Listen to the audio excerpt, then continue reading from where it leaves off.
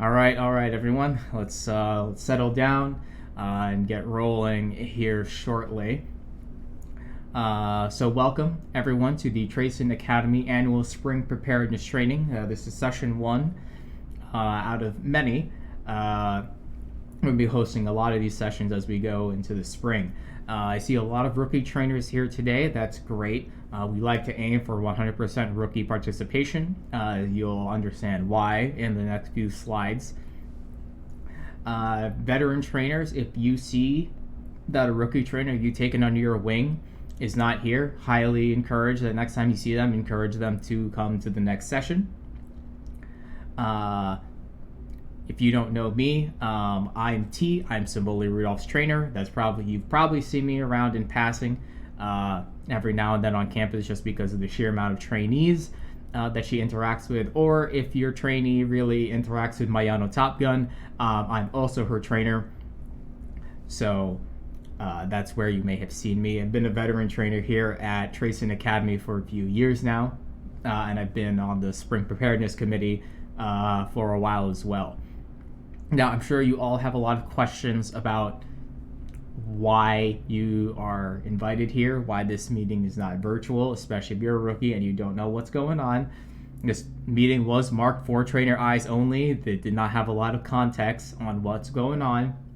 Trust me, you're going to understand very shortly as we get through this meeting. So, unfortunately, I was running a little late, so we're not going to have as much time for questions and answers, but I promise we'll get through the whole thing and then you'll be on your way. Now, let's go over the administrative and agenda parts. So, I know it might be a little confusing to you rookie trainers, but we're going to go over the situation. We're going to undergo threat identification. We're going to go over countermeasures. We'll go over Academy Conduct Protocol in the spring.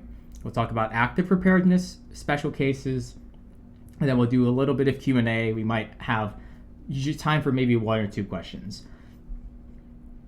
So let's go over the situation, okay? Spring's almost here, which means most Umamusume are going to enter their estrus cycle. We're all adults here. We know what this means.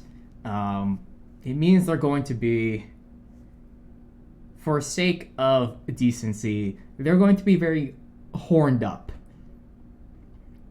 All right? This period lasts for several weeks, and during this period, the rate for Umapioi attempt events instigated by an Umamusume against their trainer skyrockets. Now, if I'm going to assume a majority of you, just because the term goes around the grapevine so fast, know what an Umapioi event is. If you don't, an Umapioi event is defined in your trainer handbook. It is section 7, subsection 15. Highly encourage you go and read it. I'm not going to expound upon what it entails. I see some of your eyes lighting up, and yeah, your trainee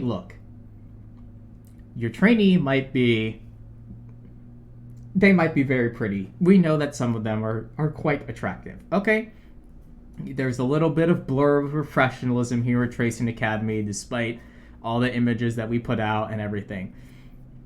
I'm gonna tell you right now, you're not ready, okay? I want you to imagine, a lot of us run, obviously, because we are with Umamusume quite a lot, so we naturally pick up on a little bit. Cool. Running for 1 mile is great. It feels great. It's great to sprint for a mile or something like that, right? I want you to imagine now that you have to sprint for 20 miles. And you say, oh, but I'd collapse after like mile 6. Well, imagine that you are forced to stay awake and feel the exhaustion on your body and your legs keep moving at sprint pace for the entire 20 miles. That is essentially what is going to happen if you have a successful Umapioi attempt against you. So I can see a lot of you rookies straightening your backs up now. Yes. This is why spring is quite dangerous. Now I see some of you female trainers rolling your eyes. I'm going to bring us to the next slide. That you could be next. This is the stats for last year. I have good news and I have bad news. The good news is that for male trainers, this is the first year ever since I've been on the spring committee that we actually have below 80% on male trainers that experienced an Umamusume attempt last year. Normally, this number is 88 to 95. The closest we've ever been was 97. It's terrifying, all right? But I want to direct your attention to the successful Umamusume attempt percentage last year. The bad news is that if you're a female trainer, anytime an Umamusume attempt happened, it was successful. This is not an outlier as well. That percentage, ever since I've been on this committee, has never gone below 90%. So if you're one of our lovely female trainers here on campus, and you're not paying attention, I want you to go home and flip a coin. And if you're feeling lucky, well, sure, you got me. If not, well, we'll talk later. So that's why you should pay attention to this one. I see a lot of the veterans here nodding. Yep, they're nodding their heads. All right. So now that I have your attention and you want to know how to avoid being forced to run a 20-mile sprint while you remain conscious of all the pain the whole time, let's talk about threat identification. How can you tell that your trainee is about to instigate an Umamusume attempt event on you?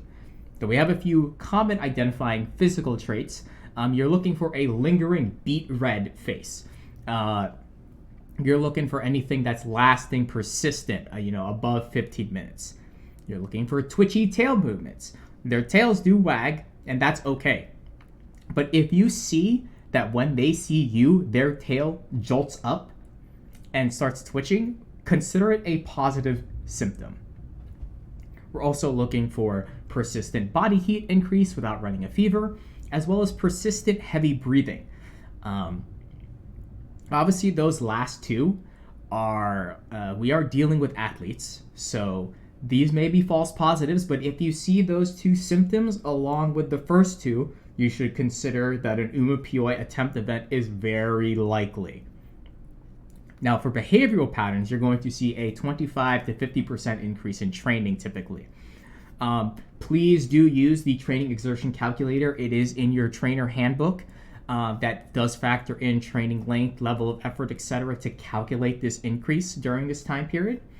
You'll also see more aggressive attempts to be alone with a trainer. So they might invite you somewhere, and if you say no, they might just say like, "Oh, okay, see you next time." But during this time period, they might say, "Okay, well, how about tomorrow? How about tomorrow? How about tomorrow?" All right, so you're looking for that. So you're looking for kind of an intersection of all of these.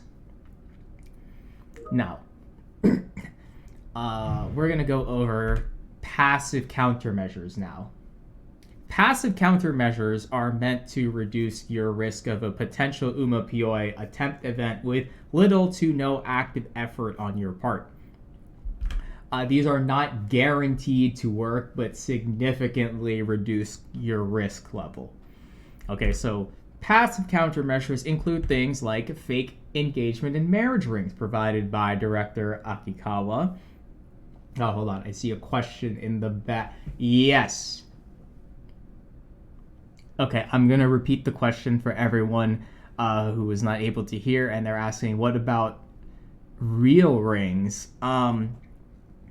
So funny story about that. Trayson has actually been involved in a series of lawsuits about this, and they've won every time. But obviously at Trayson here, we train the best of the best, and they expect trainers to really give a lot of their time and effort to that and dedicate themselves to their trainees. So Trayson does accept applications for trainers from married and engaged folk, but the chances are incredibly slim.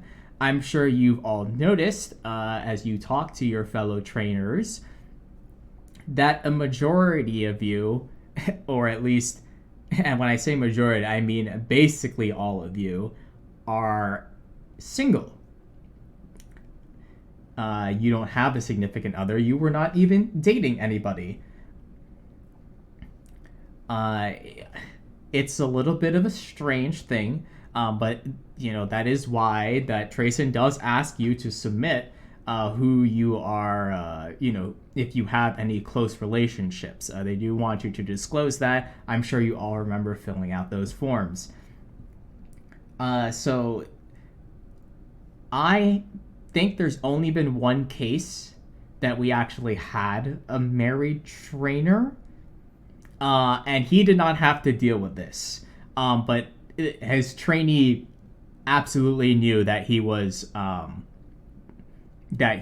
already taken. So, and do remember with the terms of your employment that I would strongly recommend you read the terms of your employment for relationships and expected relationship disclosures. This is section 16, subsection 4 in your terms of employment. Highly recommend you go and read that one. But basically, don't think about real engagement. That's why we use fakes. Okay. Second, pack your own lunch and drink bottles. Reject trainee given food and drinks. You don't know what they placed in it. They are incredibly crafty during this period. This is super low effort. You can consider it a passive countermeasure. Introducing scheduling conflicts with your trainee schedules to reduce the amount of time you may be alone with them. Now, our lovely director has blocked out 15-minute periods for each trainer to be scheduled by you. There are a lot of trainers here. Obviously, she can only dedicate 15 minutes for every single trainer. Do consider this if you think that you're going to get screwed out of and be caught out alone. Set up this meeting block if you're looking ahead, right? And consider this your single get out of Umamusume free card where you're safe for 15 minutes. This time period is also really great for venting. Our lovely director, she won't hold anything against you if you complain during this time period. She knows it's really tough on everybody. There's a lot of people who do get mental breaks and they suffer mental breakdowns. It's fine. So she's trying her best to support us. Don't worry about it too much. Just remember though that after that 15-minute time period, you're on your own. This is also a really fantastic way to break away from your trainee. If you say you have a meeting with our lovely director, they're very unlikely to stop you just because no one wants to get on her bad side. And do be warned, though, that assertive passive countermeasures are not as effective on certain Umamusume, especially if you share a lot of personal details with them. If they know that you are not the type to get engaged or you didn't even have a girlfriend or anything like that, and you broach that distance and they know that there's no way in hell you would have a marriage ring, you probably could skip the fake ring. So just be careful about that. Okay, so now we're going to go over to active countermeasures. Active countermeasures are meant to delay an instigated Umamusume attempt event long enough for the trainee to calm down and reassert control. They will still be in their estrus cycle, but if you can stall out long enough, they may reassert control and stop, kicking down your door. So active countermeasures include outrunning. I can see you all rolling your eyes right now. Just bear with me, okay? We'll talk about this on the next slide. Hiding is also a great active countermeasure. Active barricade or bunkering. If you're going to take this strategy, please reference the attached kick power versus bunker strength rating PDF that was sent with this invite to ensure your bunker is rated sufficiently. Gentle Dona's trainer, are you here? Yes, I see you raising your hand. I already sent you an email 3 days ago that said disregard that PDF. Don't try this strategy. Yeah, I see you nodding. Okay, you got it? Okay, good. Last resort is call Tazuna for help. All right. Just remember, though, she can't help everyone all at once. She's not a god, despite the fact she's really fast when it comes to stopping Umamusume shenanigans. All right. Okay. Yeah. Okay, rookies. I see you whispering back over there. Spit it out. Spit it out. This is why we also have this session, because I have to cover this every year. I've had to do this every year. All right, go ahead. Spit out. Spit it out. Okay. Look, listen to me, okay? I know you've all heard those rumors, and it's why, again, we invite as many trainers or as many rookies to this session. I've been a trainer here for 8 years, okay? I want you to take that into account. I've been head of the Spring Preparedness Committee for 5 years. Taza and I, we've seen a lot, okay? I personally coordinate a lot of these springtime events with her. You have nothing to worry about, rookies. Tazuna is not going to lock you in a room to protect you from your trainee before POing you herself. There's like 20 other non-rookie trainers in their second year or more in this room right now. You can ask them. Yep. Raise your hands. Yeah? Yeah, I'm nodding. Some of them, keep your hands raised if you've been bailed out by Tazuna. Yeah. Okay. Yeah. See? Nothing like that happened to them. So you, rookies, have nothing to worry about. So please, if you are in trouble and your back is against the wall, just shout for Tazuna. It can't hurt. Okay? Okay. We're going to move on to running. Now, you can't outrun an Umamusume forever. And running should be considered a transitory state between active countermeasure attempts. So, if you're running from a hiding spot to your bunker, that's good. If you're running from your hiding spot and you have nothing, well, you might as well give up. Now, a few notes about running. If you are running across open terrain, you should also just give up, okay? It's not going to happen. Now, if you're running and it's around some woods and you're able to do some quick, sharp turns, or maybe you're running late at school and you're able to duck into a classroom to hide or break line of sight. Breaking line of sight is honestly the most important part. But if you're able to utilize things like sharp turns and juking and breaking line of sight, which is, again, the most important part, running is definitely is an option. Again, it should not be your last resort. Actually, hold on. King Halo's trainer, Julius, are you here? Yes. Raise your hand. Stand up, please. Thank you. So, Julius, I know, does a lot of you do that hardcore parkour shit. And hold on, sorry. You do that hardcore parkour stuff. Sorry, this is going on the recording. I shouldn't use that language. So you do things like, wall climbs, and you can do all that fancy stuff, right? Yeah. So you should be on his level if you're gonna try doing something like running. Basically, you gotta be like Ezio from Assassin's Creed if you're gonna try this, okay? Okay. That's all I want to say on running. So we're gonna go now to the Academy Conduct Patrol.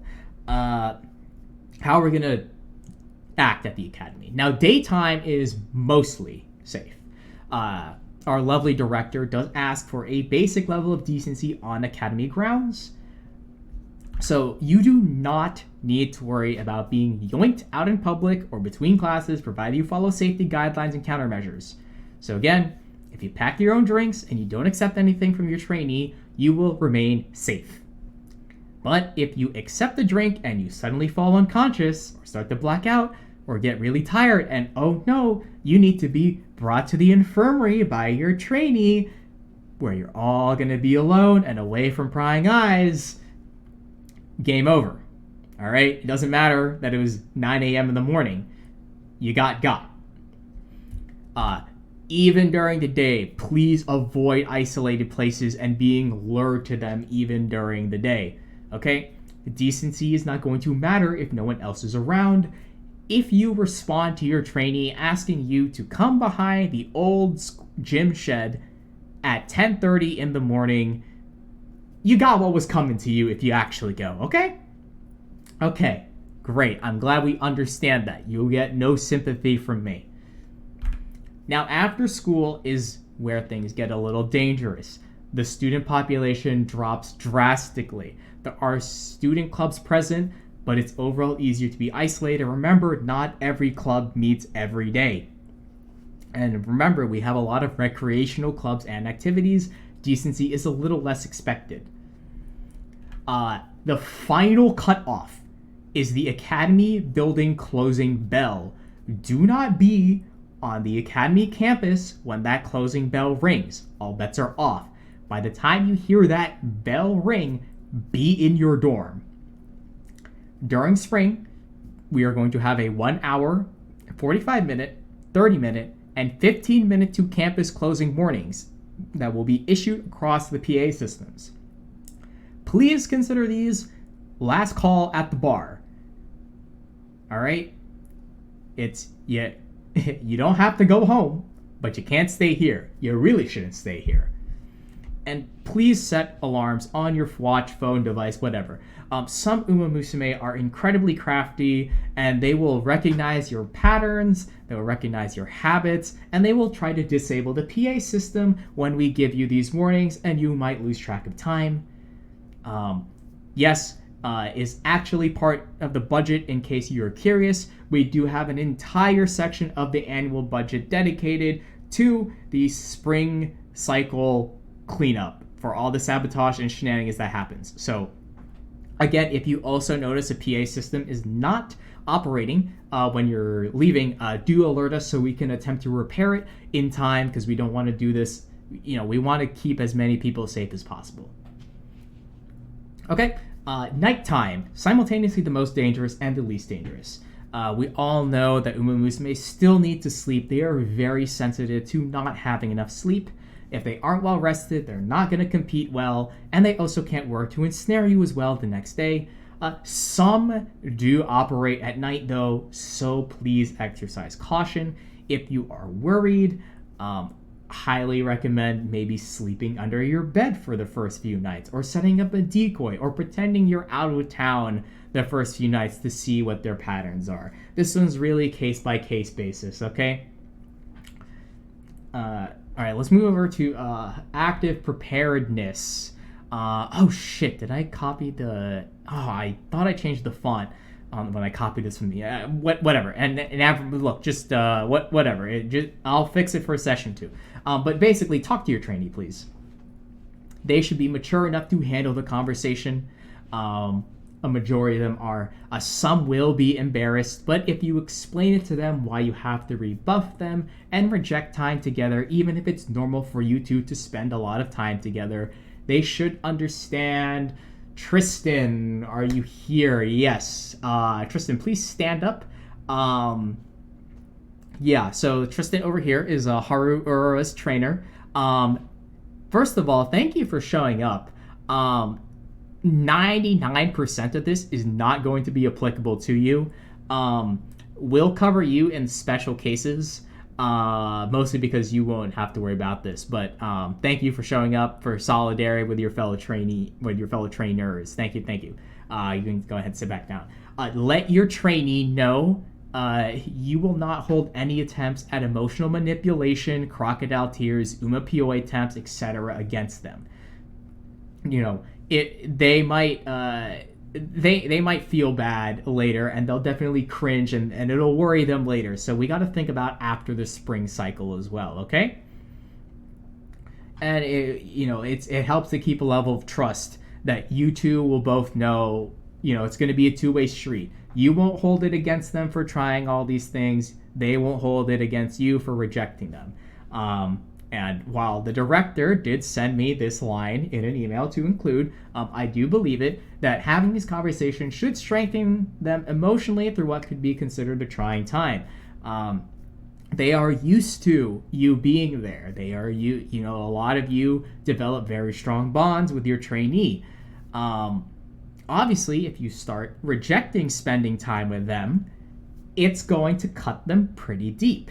If you have this conversation with them ahead of time that says, hey, this is coming up, I'm gonna have to reject your advances to spend time together and everything, but it's for both of our good, mostly your physical good, so you don't end up in the hospital. It'll be a little bit better for them, okay? Take care of your trainees. I think that goes without saying. Other active preparedness, please establish your training plans and schedule for after spring. Remember, we still have a job to do. If you get got, you don't want to be hospitalized and still have a lot of work to come back to. So, establish your training plans for well after spring. Please understand your health benefits. If you are Umamusume, you should understand how much can be charged to the trainer healthcare plan and how much leave you can take depending on the severity of the Umamusume incident. The spring cycle PTO is not counted against your normal PTO. If you need to reference this stuff, the trainer healthcare plan, the spring cycle healthcare section is section 15, subsection 3. And for the trainer benefits spring PTO explanation, in their trainer benefits form, it is section 11, subsection 19. And lastly, for you bunkering strategy folks, please check the expiration dates on your stock supplies. We do not need you poisoning yourself inside your rooms with food poisoning or something like that. Mostly because it means you may have to exit your bunker to visit the hospital, and that could be a very big risk to you. So be careful. Let's go over special cases now. Any trainers with special cases will receive supplementary instruction emails. It will also be labeled for trainer eyes only. If you are unsure if you have a special case, and you want to know kind of like what the threshold is for a special case, Manhattan Cafe's trainer, Hayate, are you here? Yes, you are. Okay. Yep, you're raising your hand. Okay, please stand up for a second. Please talk to Hayate if you want a rough understanding for what the threshold is for a special case. He is kind of the epitome of special cases. Okay, you can sit back down. Thank you. Also, we have, again, Haru's trainer who stood up earlier. He'll have a special case. We can talk about you. Basically, she's been labeled as not a spring threat, incredibly rare. But you are going to have to deal with all of her friends, and she's going to probably be wondering what is happening with them. So you have very specialized instructions. Any trainers for particularly prestigious families, if you are a trainer for any of the Meijiros, stand up, please. You guys are basically the easiest example to think of, okay? Yep. If you're there with a prestigious family, you'll also receive supplementary instructions. I would mentally prepare as well. because they may attempt to utilize their family's influence to coerce you to leave your safety behind. Again, the families are already aware of likely what is going to happen. Just document everything that they do, so that way, you protect yourself, and we can explain things and we'll hammer everything out. So thank you. Trainers with multiple trainees, like myself, because I train Symboli Rudolph and Mayano Top Gun. You'll also receive supplementary instructions, just because you have multiple trainees.